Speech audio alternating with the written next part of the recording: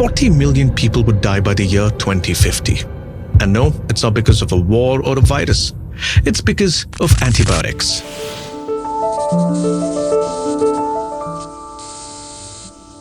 On one hand, where these medications that treat and prevent bacterial infections have been lifesavers, the irrational use of these very medicines have now given rise to grave concerns. A recent study published, The Lancet, revealed that between 1990 to 2021, more than 1 million people died from drug-resistant infections every single year.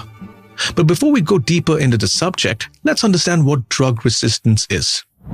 You see, antibiotics work only against infections caused by bacteria.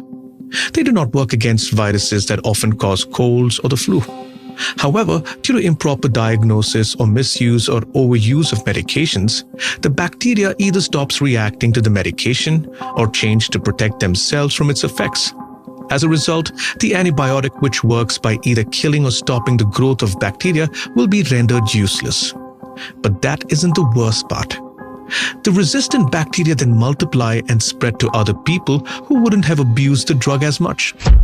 What's more, bacteria aren't the only pathogens to display this behavior.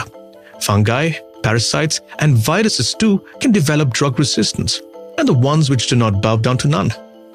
From popping in pills without a proper diagnosis to disregarding instructions like time and dosage while consuming these medications, these drug-resistant pathogens not only create havoc in the affected host, but can also spread to others. To make things worse, research suggests that these organisms could be resistant to more than one drug. So what can we do about it? Simply limit the use of antibiotics to when it is absolutely necessary. But this isn't easy as it seems. Although oral antibiotics require a medical prescription, several countries across the world have easy access to procure these medications over the counter. But that isn't the only issue. Over the last 2 decades, there has been a stark increase in the use of antibiotics in farming, which in turn contributes to unchecked consumption of medications. Even though drug-resistant infections in children aged under 5 has fallen by 50%, the mortality in people aged 70 and older has gone up by 80%. And although any organism can grow resistant, the most notorious of the lot are gram-negative bacteria, which do not cause serious infections but also exchange antibiotic-resistant genes with other species. So, next time you catch a cold or a fever, maybe it's better to wait it out or seek medical intervention instead of self-prescribing these medications.